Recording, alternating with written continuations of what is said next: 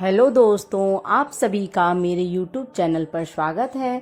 आज मैं आप लोगों को बृहस्पतिवार व्रत की कथा सुनाऊंगी। इसे ध्यान से सुनिएगा। प्राचीन समय की बात है। भारत में एक राजा राज्य करता था। वो बड़ा प्रतापी तथा दानी था। वह नित्य प्रति मंदिर में भगवत दर्शन करने जाता था। वह ब्राह्मण और गुरु की सेवा किया करता था। उसके द्वार से कोई भी याचक निराश होकर नहीं लौटता था। वह प्रत्येक गुरुवार को व्रत रखता एवं पूजन करता था। वह हर दिन गरीबों की सहायता करता था, परंतु यह सब बातें उसकी रानी को अच्छा नहीं लगता। वह न तो व्रत करती और न किसी को एक भी पैसा दान में देती। वह राजा से भी ऐसा करने को मना किया करती। एक समय की बात है कि राजा शिकार खेलने वन को चले गए। घर पर रानी और दासी थीं। उस समय गुरु बृहस्पति साधु का रूप धारण कर राजा के दरवाजे पर भिक्षा मांगने आए।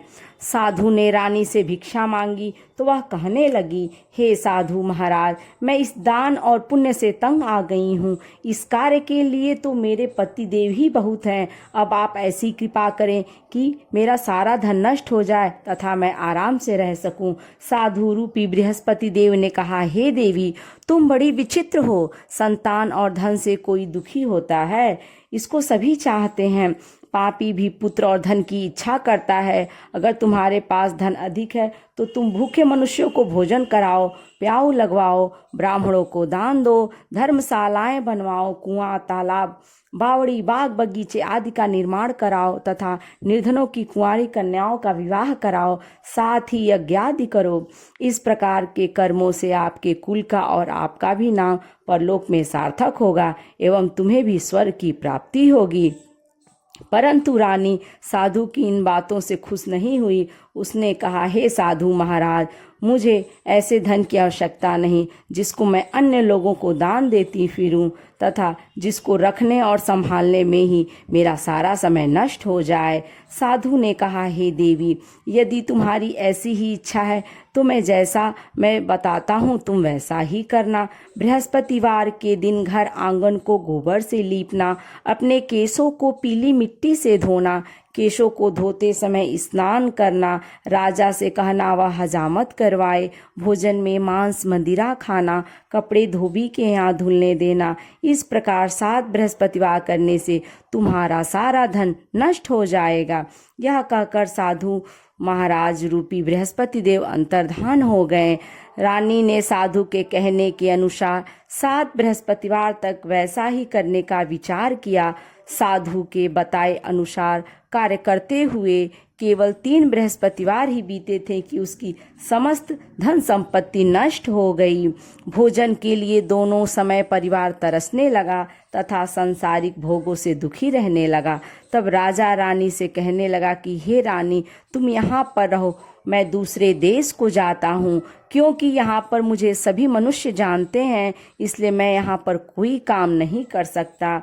मैं अब परदेश जा रहा हूँ, वहाँ कोई काम धंधा करूँगा, शायद हमारे भाग्य बदल जाएं। ऐसा कहकर राजा परदेश चला गया। वह वहाँ जंगल से लकड़ी काट कर लाता और शहर में बेचता। इस तरह जीवन व्यतीत करने लगा। इधर राजा के बिना रानी और दासियां दुखी रहने लगीं। किसी दिन भोजन मिलता और किसी दिन जल पीकर ही रह जाती। एक समय रानी और दासियों को 7 दिन बिना भोजन के व्यतीत करने पड़े। तो रानी ने अपनी दासी से कहा, हे दासी, यहाँ पास के ही नगर में मेरी बहन रहती है, वो बड़ी धनवान है। तू उसके पास जा और वहाँ से 5 से बेझर मांग कर ले आ, जिससे कुछ समय के लिए गुजारा हो जाएगा। दासी रानी के बहन के पास गई। रानी की बहन उस समय पूजा पर कर रही थी। बृहस्पतिवार का दिन था। दासी ने रानी की बहन से कहा, हे रानी, मुझे आपकी बहन ने भेजा है, मुझे 5 से बेज़र दे दो। दासी ने यह बात अनेक बार कही, परंतु रानी की बहन ने कोई उत्तर नहीं दिया, क्योंकि वह उस समय बृहस्पतिवार की कथा सुन रही थी। जब दासी को रानी की बहन से कोई उत्तर नहीं मिला तो वह बहुत दुखी हुई। उसे क्रोध भी आया। वह लौटकर रानी से बोली, हे रानी, आपकी बहन बहुत ही घमंडी है, वह छोटे लोगों से बात भी नहीं करती। मैंने उससे कहा तो उसने कोई उत्तर नहीं दिया। मैं वापस चली आई। रानी बोली, हे दासी, इसमें उसका कोई दोष नहीं है। जब बुरे दिन आते हैं तब कोई सहारा नहीं देता। अच्छे बुरे का पता विपत्ति में ही लगता है। जो ईश्वर की इच्छा होगी वही होगा। यह सब हमारे भाग्य का दोष है। उधर रानी की बहन ने सोचा कि मेरी बहन की दासी आई थी, परंतु मैं उसे नहीं बोली, इसलिए वह बहुत दुखी हुई होगी।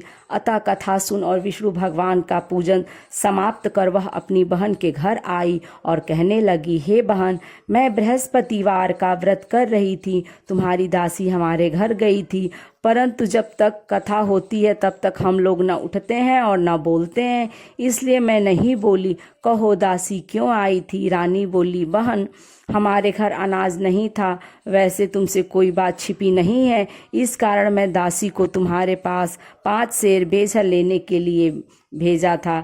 रानी की बहन बोली, बहन देखो, बृहस्पति भगवान सबकी मनोकामना पूर्ण करते हैं। देखो, शायद तुम्हारे घर में भी अनाज रखा हो। यह सुनकर दासी घर के अंदर गई तो वहां उसे एक घड़ा बेजर का भरा मिल गया। उसे बड़ी हैरानी हुई, क्योंकि उसने एक एक बर्तन देख लिया था। उसने बाहर आकर रानी को बताया। दासी अपनी रानी से कहने लगी, हे रानी, देखो, वैसे हमको जब अन्न नहीं मिलता तो हम रोज ही व्रत करते हैं। अगर इनसे इस व्रत की विधि और कथा पूरी हो जाए तो उसे हम भी कर लिया करेंगे। दासी के कहने पर रानी ने अपनी बहन से बृहस्पतिवार व्रत के बारे में पूछा। उसकी बहन ने बताया, हे रानी बहन, बृहस्पतिवार को सूर्योदय से पूर्व उठकर स्नान करके बृहस्पतिवार का व्रत करना चाहिए, लेकिन उस दिन सिर नहीं धोना चाहिए। बृहस्पतिवार के व्रत चने की दाल और मुनक्के से विष्णु भगवान का किल्ली के वृक्ष की जड़ से पूजन करें तथा दीपक जलाएं। उस दिन एक ही समय भोजन करें। भोजन पीले खाद्य पदार्थ का करें तथा कथा सुने। इस प्रकार करने से गुरु भगवान प्रसन्न होते हैं, अन्न पुत्र धन देते हैं। इस तरह व्रत और पूजन की विधि बताकर रानी की बहन अपने घर लौट गईं। रानी और दासी दोनों ने निश्चय किया कि वे बृहस्पति देव भगवान का पूजन जरूर करेंगी। 7 दिन बाद जब बृहस्पतिवार आया तो उन्होंने व्रत रखा। गौशाल में जाकर चना और गुड़ बीन लाई तथा उसकी दाल से केले की जड़ में विष्णु भगवान का पूजन किया। अब भोजन कहाँ से आए? दोनों बड़ी दुखी हुई, परंतु उन्होंने व्रत किया था, इस कारण बृहस्पति देव भगवान प्रसन्न थे। वे एक साधारण व्यक्ति के रूप में 2 थालों में सुंदर पीला भोजन लेकर आए और दोनों को देकर बोले, हे दासी, यह भोजन तुम्हारे और रानी के लिए है, तुम दोनों करना। दासी भोजन पाकर बड़ी प्रसन्न हुई और रानी से बोली, रानी जी, भोजन कर लो। रानी को भोजन आने के बारे में कुछ पता नहीं था, क्योंकि वह दासी से बोली, इसलिए वह दासी से बोली, जा तू ही भोजन कर, क्योंकि तू हमारी व्यर्थ में हंसी उड़ाती है। दासी बोली, एक व्यक्ति अभी भोजन दे गया है। रानी कहने लगी, वह भोजन तेरे लिए ही दे गया है, तू ही भोजन कर। दासी ने कहा, वह व्यक्ति हम दोनों के लिए 2 थालों में भोजन दे गया है, इसलिए मैं और आप दोनों ही साथ साथ भोजन करेंगी। फिर दोनों ने गुरु भगवान को नमस्कार कर भोजन प्रारंभ किया। उसके बाद से वे प्रत्येक बृहस्पतिवार को गुरु भगवान का व्रत और पूजन करने लगी। बृहस्पति भगवान की कृपा से उनके पास धन हो गया, परंतु रानी फिर पहले की तरह से आलस्य करने लगी। तब दासी बोली, देखो रानी, तुम पहले भी इस तरह आलस्य करती थी, तुम्हें धन के रखने में कष्ट होता था, इस कारण सभी धन नष्ट हो गया। अब गुरु भगवान की कृपा से धन मिला है तो फिर उसे तुम्हें आलस्य हो रहा है। बड़ी मुसीबतों के बाद हमने यह धन पाया है, इसलिए हमें दान पुण्य करना चाहिए। तुम भूखे मनुष्यों को भोजन कराओ, प्याऊ लगवाओ, ब्राह्मणों को दान दो, कुआं, तालाब, बावड़ी आदि का निर्माण करवाओ, मंदिर पाठशाला बनवाकर दान दो, कुंवारी कन्याओं का विवाह करवाओ, धन को शुभ कार्यों में खर्च करो, जिससे तुम्हारे कुल का यश बढ़े तथा स्वर्ग प्राप्त हो और पितृ प्रसन्न हो। दासी की बात मानकर रानी ने इसी प्रकार के कर्म करने प्रारंभ किए, जिससे उनका काफी यश फैलने लगा।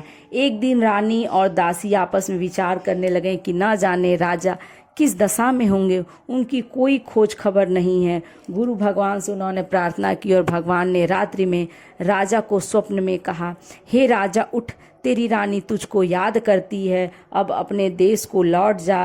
राजा प्रातःकाल उठकर जंगल से लकड़ियां काटकर लाने के लिए जंगल की ओर चल पड़ा। जंगल से गुजरते हुए वह सोचने लगा, रानी की गलती से कितने दुख भोगने पड़े। राजपाट छोड़कर उसे जंगल में आकर रहना पड़ा। जंगल से लकड़ियां काटकर उन्हें बेचकर गुजारा करना पड़ा। उसी समय उस जंगल में बृहस्पति देव एक साधु का रूप धारण कर आए और राजा के पास आकर बोले, हे लकड़हारे, तुम इस सुनसान जंगल में किस चिंता में बैठे हो, मुझे बतलाओ। यह सुन राजा के नेत्रों में जल भर आया और साधु की वंदना कर बोला, हे प्रभु, आप सब कुछ जानने वाले हैं। इतना कहकर राजा ने साधु को अपनी संपूर्ण कहानी सुना दी। महात्मा तो स्वभाव से ही दयालु होते हैं। वे राजा से बोले, हे राजा, तुम्हारी पत्नी ने बृहस्पति देव के प्रति अपराध किया था, जिसके कारण तुम्हारी यह दशा हुई। अब तुम किसी प्रकार की चिंता मत करो, भगवान तुम्हें पहले से भी अधिक धन देंगे। देखो, तुम्हारी पत्नी ने बृहस्पतिवार का व्रत करना प्रारंभ कर दिया है। अब तुम भी बृहस्पतिवार का व्रत करके चने की दाल व गुड़ और जल को लोटे में डालकर केले के पत्ते से भगवान विष्णु का पूजन करो। फिर कथा कहो या सुनो, भगवान तुम्हारी सब कामनाओं को पूर्ण करेंगे। साधु को प्रसन्न देखकर राजा बोला, हे प्रभु, मुझे लकड़ी बेचकर इतना पैसा नहीं बचता जिससे भोजन करने के उपरांत कुछ बचा सकूं। मैंने रात्रि में अपनी रानी को व्याकुल देखा है। मेरे पास कोई साधन नहीं है जिससे समाचार जान सकूं। फिर मैं बृहस्पतिवार की कौन सी कहानी कहूं या सुनूं, मुझको तो कुछ भी मालूम नहीं है। साधु ने कहा, हे राजा, तुम किसी बात की चिंता मत करो। बृहस्पतिवार के दिन तुम रोजाना की तरह लकड़ियां लेकर शहर में जाओ। तुम्हें रोज से 2 गुना धन प्राप्त होगा, जिससे तुम भली भांति भोजन कर लोगे तथा बृहस्पति देव की पूजा का सामान भी आ जाएगा। बृहस्पति देव की कथा इसी प्रकार से है। यदि ये वीडियो आपको अच्छी लगे तो लाइक करें और यदि मेरे चैनल पर आप नए हैं तो इसे सब्सक्राइब करें।